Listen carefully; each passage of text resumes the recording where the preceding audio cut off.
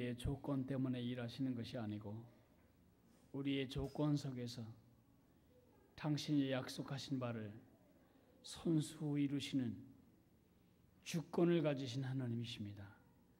오늘도 말씀을 통해 우리에게 격려하시고 힘들고 어려운 현실 속에서 과연 하나님이 날 사랑하시고 내 안에 이루실 구원의 계획이 그 놀라운 하나님을 닮아가는 놀라운 구원의 계획이 성취될까? 지치고 힘든 우리에게 또 약속을 상기시켜 주시고 주님의 신실하신 은혜와 능력을 보여주시니 감사합니다. 우리가 말씀을 들을 때마다 영적인 힘을 얻고 또 내일을 향한 소망을 갖게 됩니다. 날마다 하나님의 말씀과 더불어 이렇게 승리하는 하나님의 사람들로 살아가도록 함께해 주옵소서. 예수님 이름으로 감사하며 기도했습니다. 아멘. 우리 성경을 먼저 읽겠습니다. 요한일서 3장 8절 말씀입니다. 성경을 펴시기 바랍니다. 요한일서 3장 8절 말씀입니다.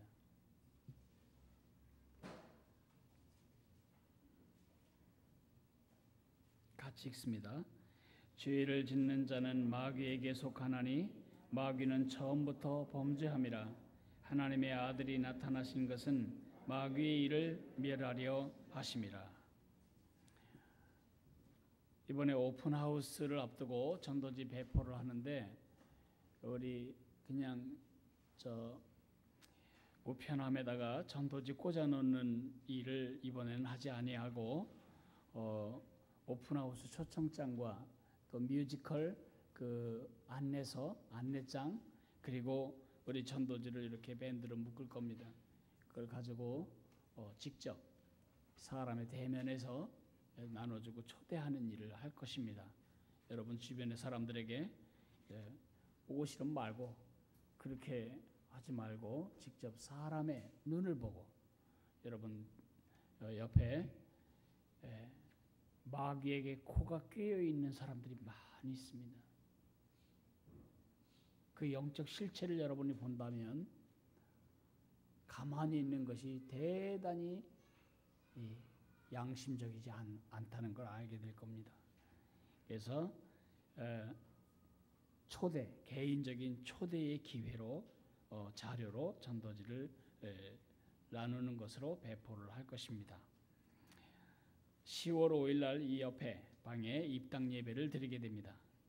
아까 말씀드린 수술받은 자매들을 위해서 계속 기도해 주시기를 바랍니다.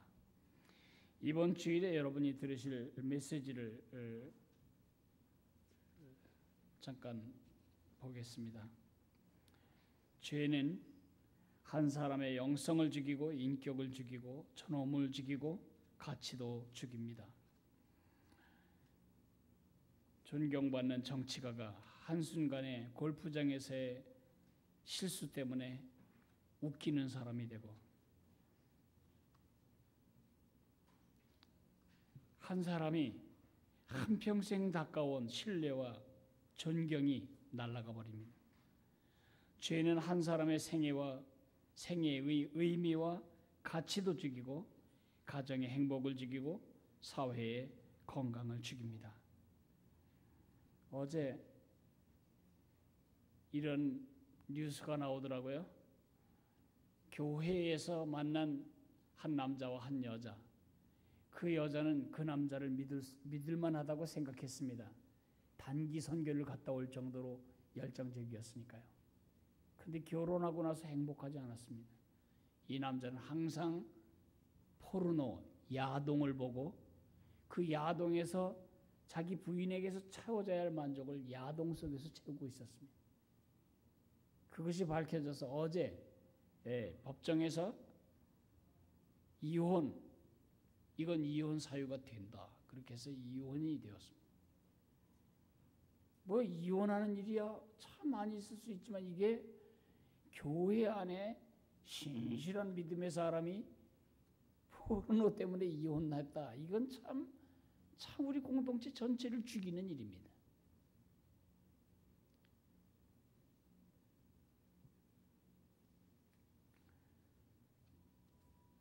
제가 언젠가 말씀을 드렸지만은 일본 선교에 아주 양대축처럼 그런 사람이 없어요. 일본 선교 역사에 그렇게 복음을 확장시킨 일이 없는 그런 지도자 두 사람이 다 이 성적 죄악 때문에 둘 다 지금 선교 사역을 계속할 수가 없게 되는 형편이고 그 큰 사역 전체가 지금 흔들리고 있습니다. 150억 원이 넘는 배상금을 이제 물어내지 못하면 형을 살아야 됩니다. 이런 일들이 바로 죄가 하는 일입니다. 그래서 정부나 교육이나 가정이나 태어나서 죽는 순간까지 가르칩니다. 죄 짓지 말라고. 죄를 지으면 감옥에 가둬버리겠다고 경고합니다. 죄를 짓지 못하도록 법률적, 제도적 장치도 촘촘하게 만듭니다. 그러나 죄는 조금도 줄어들거나 약해지지 아니하고 오히려 훨씬 더 번성하고 있습니다. 왜 그럴까요? 죄 뒤에 배후 세력이 있기 때문입니다. 눈에 보이지 않는다는 이유 때문에 사람들이 죄를 범상히 여기지만 그 죄 뒤에 줄이 있다는 것을 보기만 한다면 죄를 지긋지긋하게 두려워하고 미워할 것입니다. 물고기들이 눈앞에 당장 어른거리는 미끼 말고 그 미끼 속에 있는 갈고리를 보는 눈이 있다면 그리고 갈고리 끝에 매달려 있는 줄이 있는 걸 본다면 절대 물고기가 그렇게 넘어가지 않을 것입니다. 죄의 조정관, 여러분이 그 줄인형 보셨죠? 위에서 이렇게 하면은 발도 들고 머리도 들고 이렇게 하는 그 조정관, 컨트롤 바를 붙들고 우리를 속이고 우리를 후리고 우리를 파멸시키는 조정자는 마귀입니다. 요한복음 10장 10절에 도적이 온 것은 우리를 도둑질하고 후리고 죽이고 멸망시키려는 것뿐이라고 말했습니다. 마귀가 우리에게 괜찮은 일을 하는 것은 아무것도 없습니다. 뿐이다. 뿐. 오직 한 가지 목적. 도둑질하고 죽이고 멸망시키는 것. 그러므로 죄를 짓는 자는 마귀에게 속하나니 마귀는 처음부터 범죄함이라고 요한사도가 폭로하고 있는 것입니다. 마귀의 죄가 무엇입니까? 마귀는 원래 천사장이었습니다. 아키엔젤, 대천사장 루시퍼가 하나님을 삭제하고 그 하나님 자리에 자신을 옹립하려는 반역질을 저지르죠. 그 죄, 그러므로 마귀는 죄의 원조, 진짜 참 원조입니다. 요즘 그 진짜 소머리 국밥집 뭐 이런 거 있죠? 원조집이 다예요. 곤지암에 가면 다 원조 소머리 국밥집입니다.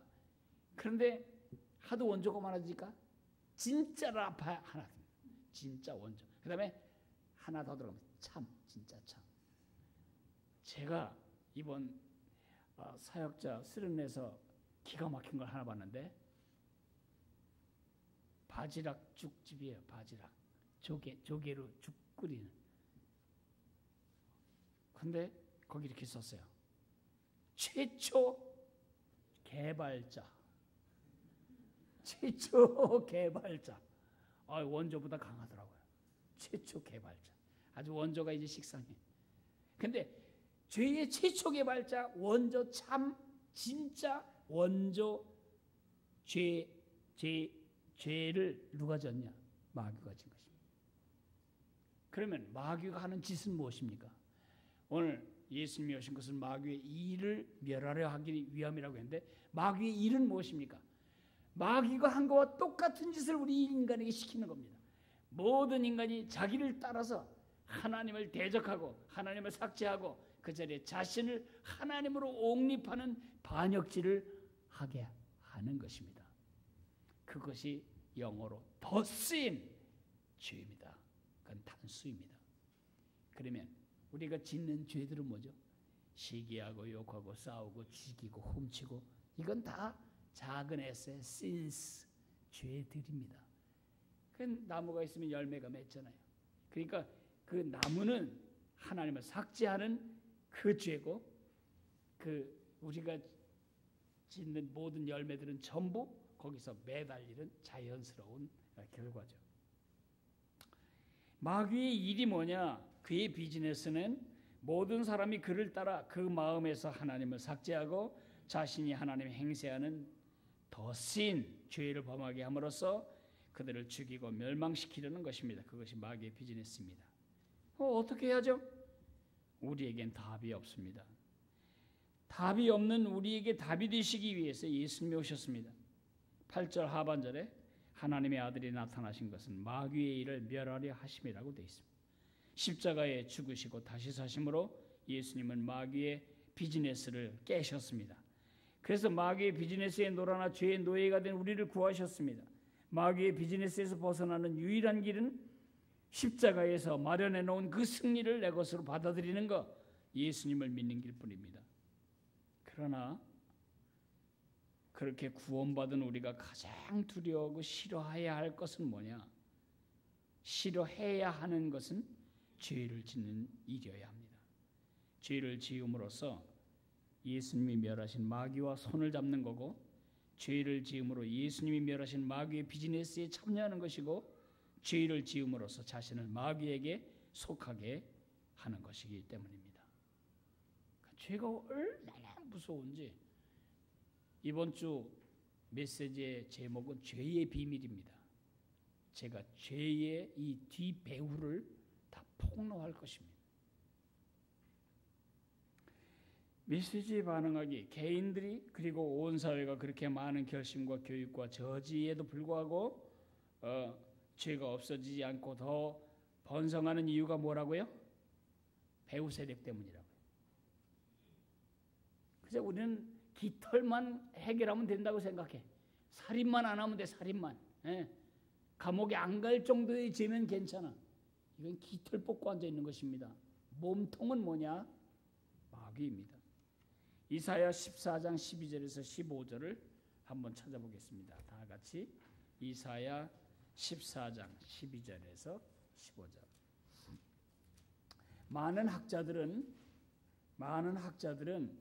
이 아침의 계명성, 이걸 계명성이 바로 루시퍼인데, 이 아침의 아들 계명성이요, 그럴 때 이 귀절이 마귀의 근원을 말하는 것이다, 그렇게 생각합니다. 직접적으로는 바벨론을 말하는 것입니다. 그러나 영적으로는 이게 바로 마귀의 근원을 말할 것이다, 이렇게 생각합니다. 너 아침의 아들 계명성이여, 어찌 그리 하늘에서 떨어졌으며 너 열국을 덮은 자여 어찌 그리 땅에 지켰는고. 13절을 13, 14절을 여러분 읽으십시오. 시작.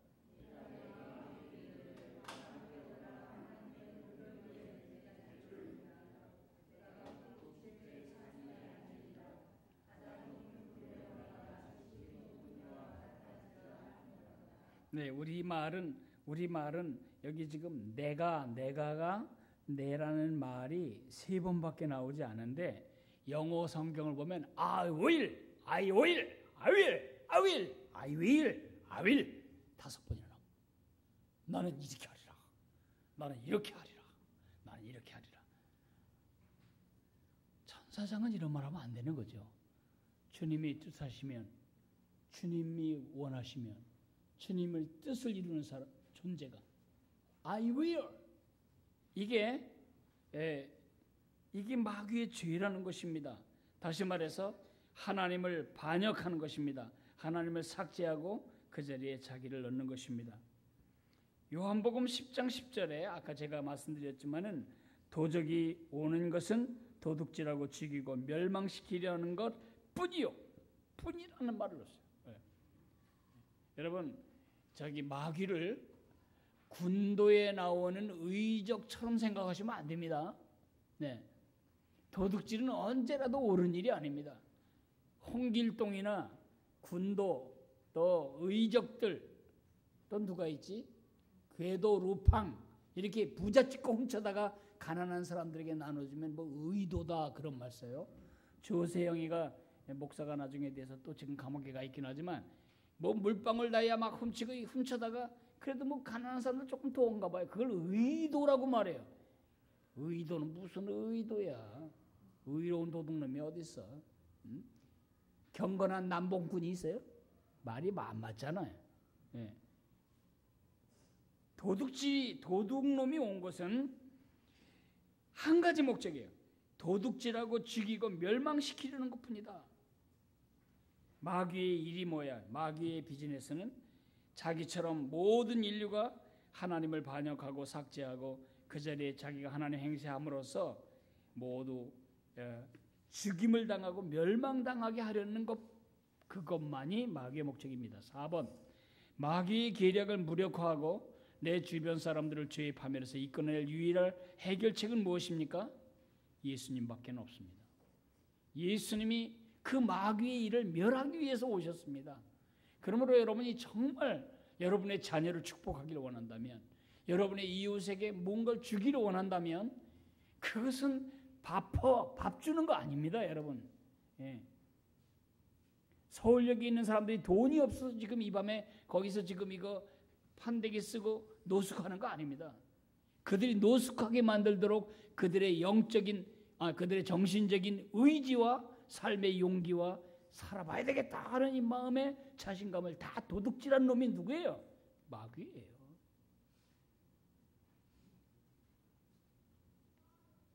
그런데 진짜 인간들 너나 할 것 없이 다 망둥어 같아, 망둥어. 서해안에 가서 망둥어 낚시 해본 적이 있어요, 제가. 그런데 나중에 아주 지겨워요. 낚시라고 하는 게 이게 지겨워 죽겠을 때 한 마리 걸려야 이게 재밌는 건데, 이거는 집어넣기만 하면 걸려 나와요. 근데 어떤 놈은 아까 걸려가지고 찢어진 놈이 여기 또 걸려서 나오고. 우리 사람이 무엇이 망둥어보다 나아요. 그것 때문에 폐가 망신할 거 다 알면서, 그것 때문에 마누라하고 싸울 거 다 알면서, 그것 때문에 결국은 자기 인생이 파멸할 거 다 알면서도 그걸 못 벗어나고 있잖아요. 뒤에 뭐가 있다고요? 줄이 있어요. 그 줄을 지금 누가 붙잡고 있냐?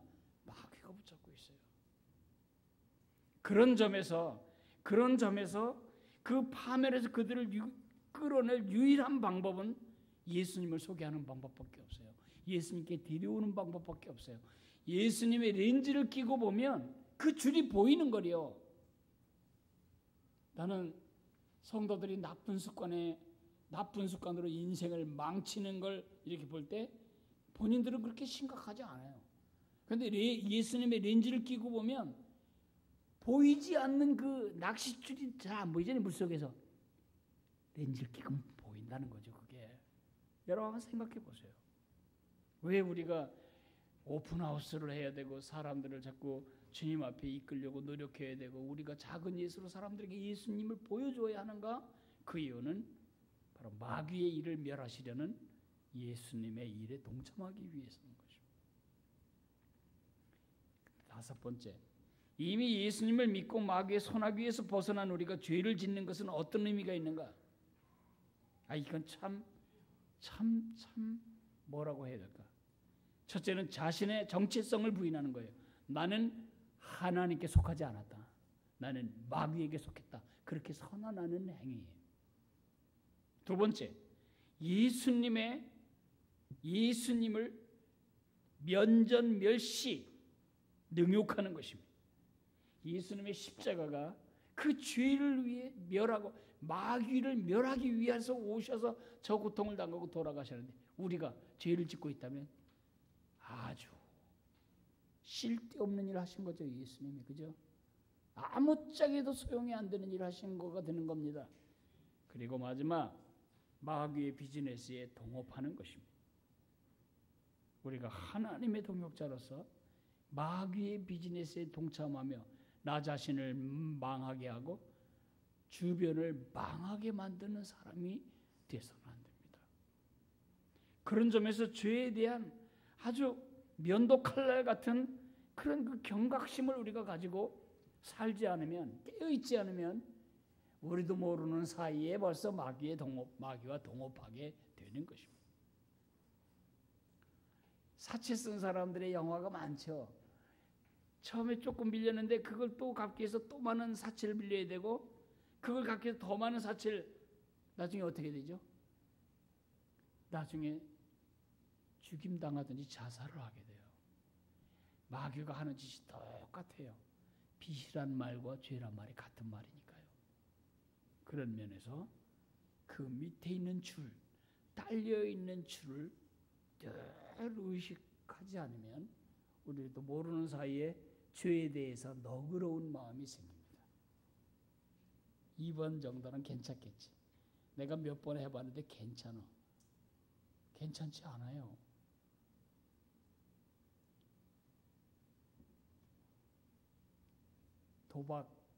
도박 영화들 많죠. 타짜, 신의 손 그런 영화를 보면은요. 좋은 영화 아니니까 보지 마세요. 제가 봤더니 좋은 영화 아니에요. 근데 처음에 막 이루어져요. 딱딱해. 다 이루어지고 그러니까 막 돈을 버니까 이 사람들이 간이 부는 거예요. 그 다음에 진짜 결정적인 때 아주 폐가 망신당하도록 다 먹어버리죠. 그 끈이 안 보이는 겁니다. 오늘도 예수님에 대해서 느끼고 죄에 대해서 면도날 같은 민감함으로 죄에 대해서 깨어있는 우리가 되어야 되겠습니다. 우리 같이 기도하겠습니다.